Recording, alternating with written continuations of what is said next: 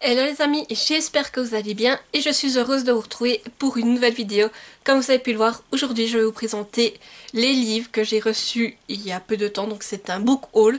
Il y aura également des livres que j'ai reçus dans mes cadeaux de Noël. Alors pour ceux qui ont vu la vidéo des cadeaux de Noël, il y aura peut-être un petit peu de doublon, mais là je vous présenterai tous les résumés, ce que je n'ai pas fait dans la dernière vidéo.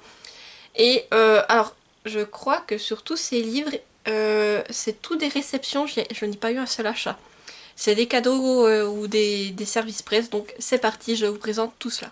Comme d'habitude, je commence avec les services presse et tout d'abord j'ai reçu La mort en face d'Antonio Lanzetta aux éditions Mera. Alors je remercie la maison d'édition pour l'envoi de ce service presse et je vous mets la couverture ici car c'est un livre en numérique. Je vous lis du coup le résumé.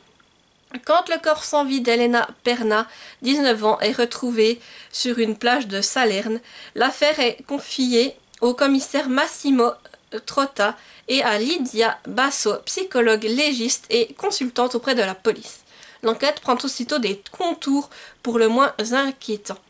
Lorsque Lydia et Massimo reçoivent un appel de Santa Croce, un établissement pédopsychiatrique, Matteo, 17 ans, fait depuis des jours des dessins qui semblent représenter la jeune fille assassinée, sans l'avoir jamais vue, car dans ce service de Santa Croce, personne n'a de contact avec l'extérieur. La personnalité insaisissable du garçon fascine Lydia, mais c'est surtout son passé qui l'intrigue, une histoire marquée par une souffrance indicible et une violence inimaginable connue dans les chroniques sous le nom de la Maison de l'horreur, sur laquelle planent encore des questions destinées à ne pas trouver de réponse. Quel lien peut-il y avoir entre Elena et Matteo? Et pourtant, dans ces hallucinations semble se cacher la clé qui permettra d'identifier le meurtrier. Donc évidemment, c'est un thriller et quand j'ai lu ce résumé, je me suis dit que ça m'a vraiment... j'ai vu quelque chose un peu de glaçant et je me suis dit oui, j'ai envie de le découvrir, surtout que j'ai déjà lu un livre d'Antonio Lanzetta et j'avais beaucoup aimé, donc je me dis que j'ai envie de retenter un thriller de cet auteur. Et je remercie du coup la maison d'édition de m'avoir fait confiance. Et là pareil, vous allez le voir passer tout prochainement, mais en tout cas j'ai hâte de le découvrir. C'est une lecture qui fait 325 pages en papier. Et vraiment, comme je vous dis, j'ai vraiment hâte de me lancer et j'espère vraiment que ce sera un peu un thriller qui va vous glacer, ou faire peur quoi en fait. J'ai envie de frissonner et voilà, en tout cas le résumé me donne tout simplement envie de le découvrir. Et l'autre service presse que j'ai demandé, il s'agit de Il était un jour Cléopâtre de Viviane Koenig aux éditions Scrineo. Je vous le mets également ici et je remercie encore la maison d'édition qui me l'a gentiment envoyé. Donc je vous lis le résumé. Je m'appelle Ira et tout jeune, j'entre au service de la reine Cléopâtre. Avec elle, j'ai tout vu, tout vécu. Ses disputes avec son jeune frère alors qu'à 19 ans, elle règne avec lui sur le royaume d'Égypte. Son exil pour éviter d'être assassinée. Son incroyable rencontre avec Jules César. L'amour sincère unissant cette pharaone et ce général. Son voyage sur le Nil puis à Rome. Courage, passion, alliance, médisance, combat. Je raconte tout ce que j'ai partagé avec Cléopâtre, cette grande reine à la vie aussi tumultueuse qu'un roman. Donc, effectivement, ce livre m'a beaucoup intriguée car il reparle de Cléopâtre et moi je suis vraiment très intéressée par tout ce qui parle d'Égypte antique. Et là, quand j'ai vu que, justement, c'est une histoire, c'est qu'on n'incarne pas vrai, on n'est pas dans la tête de Cléopâtre, mais de quelqu'un qui la suit. Je me suis dit que ça pourrait être vraiment très intéressant. Et j'ai envie de voir comment ça a été fait, donc vraiment très curieuse de le découvrir. Et pareil, vous allez le voir passer tout prochainement.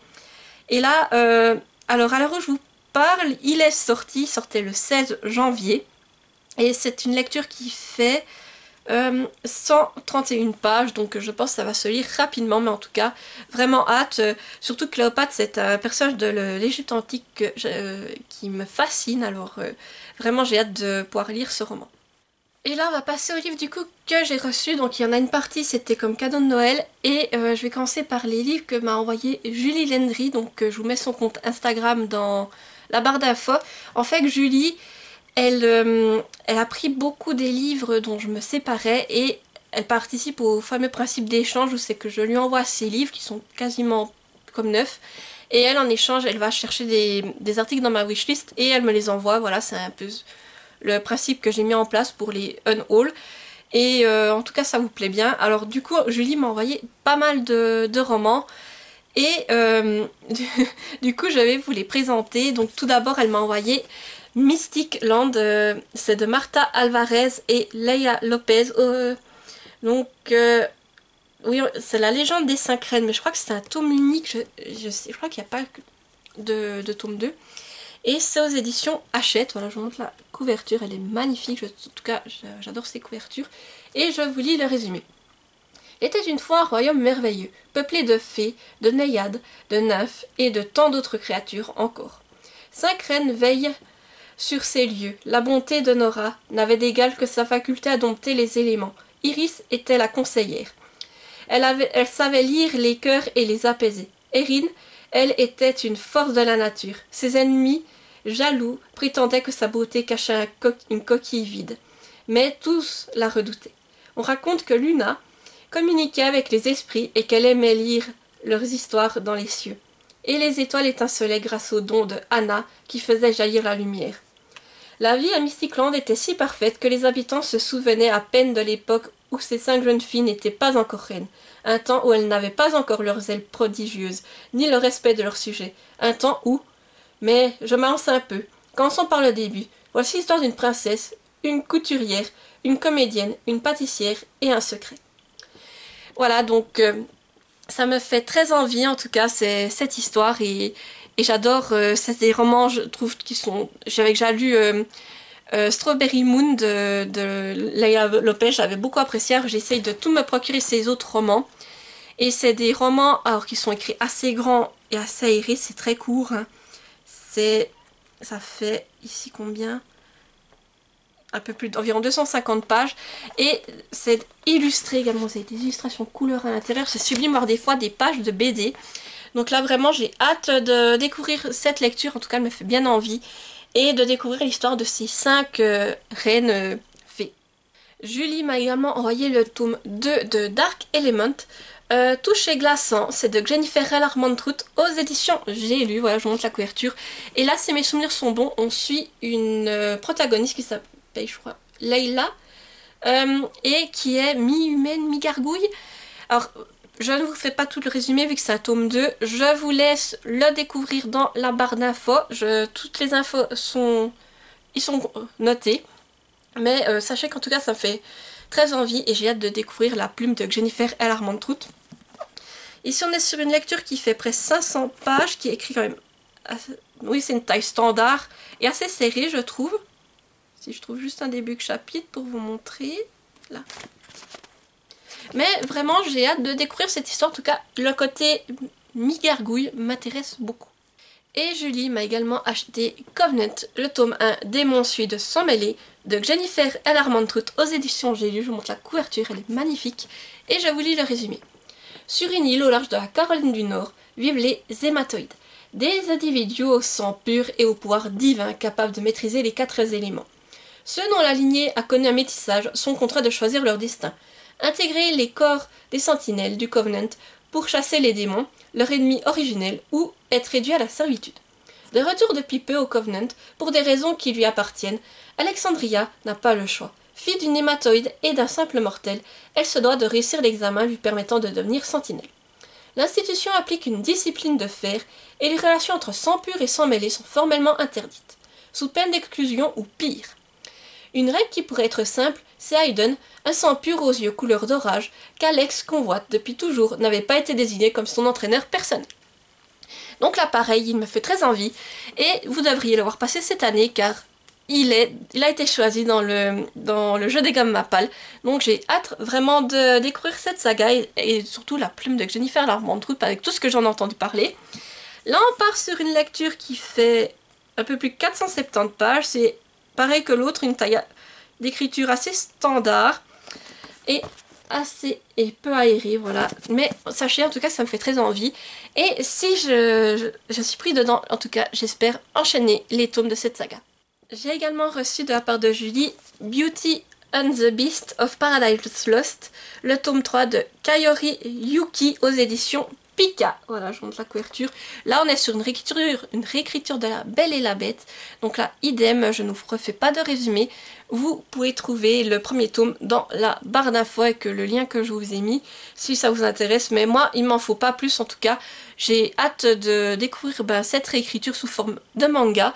Et j'espère que je vais apprécier. En tout cas, on est sur un style de dessin qui me paraît un peu plus sombre. Et sachez que ça me fait très envie. En tout cas, j'aime beaucoup déjà le style de dessin.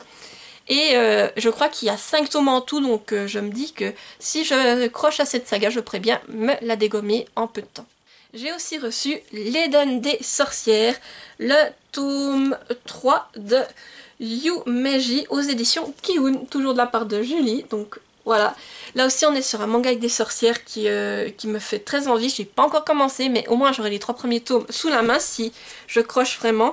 Et là aussi on est dans un style, alors j'aime bien le dessin, c'est pas du tout le même style que l'autre. Mais voilà, j'ai hâte de découvrir cette histoire et de vous en reparler. Et pareil, j'aime toujours avoir plusieurs tomes de manga dans ma pile à lire, comme ça je me dis que si j'apprécie, je peux toujours les enchaîner. Et là, c'est quelque chose avec des sorcières, je pense que je devrais apprécier. Et toujours en manga, j'ai reçu le Wandering Witch, le tome 3.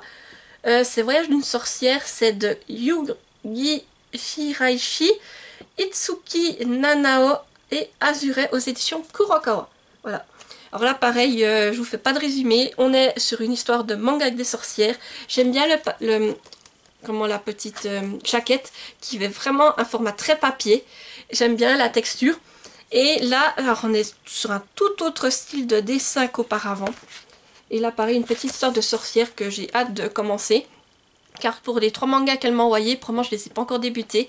Mais quand je commencerai, moi j'aurai 3 tomes dans ma pile à lire pour pouvoir les enchaîner. Et finalement, Julie m'a également offert Les Nouveaux Dieux de J. Robin aux éditions Le Héron d'Argent. Alors c'est une beauté ce livre, regardez. Le jaspage est incroyable. Et c'est un hardback vraiment magnifique.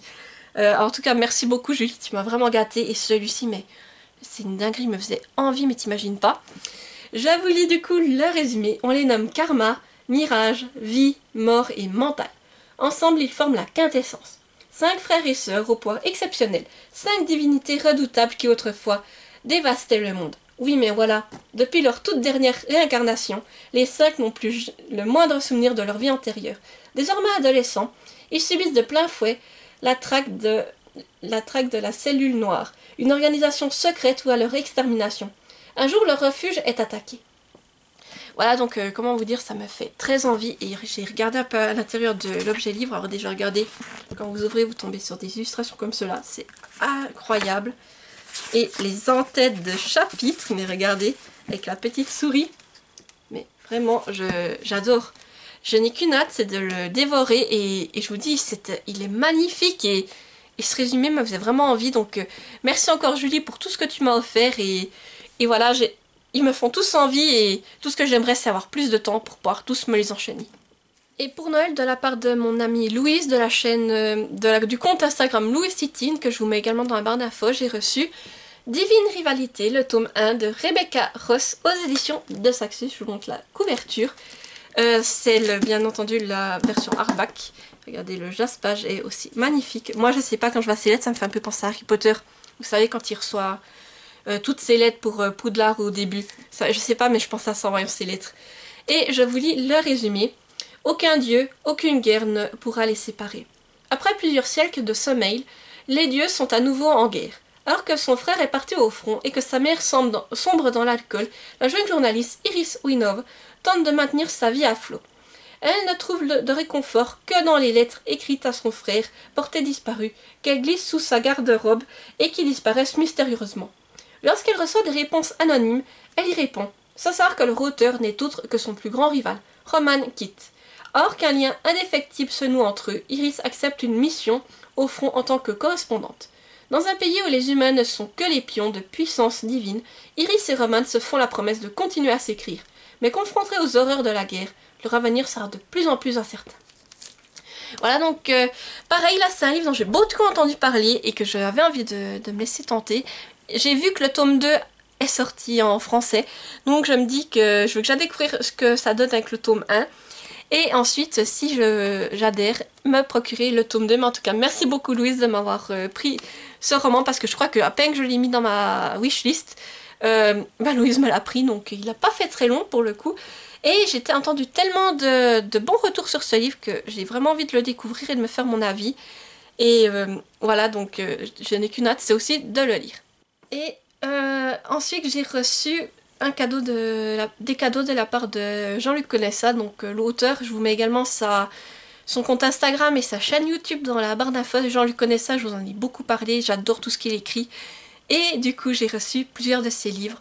Donc tout d'abord j'ai reçu Miss Hermione, le tome 2, donc c'est Et le mystère de la cité interdite de Jean-Luc Conessa en auto-édition. Regardez, cette couverture est magnifique. Donc pour faire un bref résumé du tome 1, Miss Hermione est une femme médecin à Londres.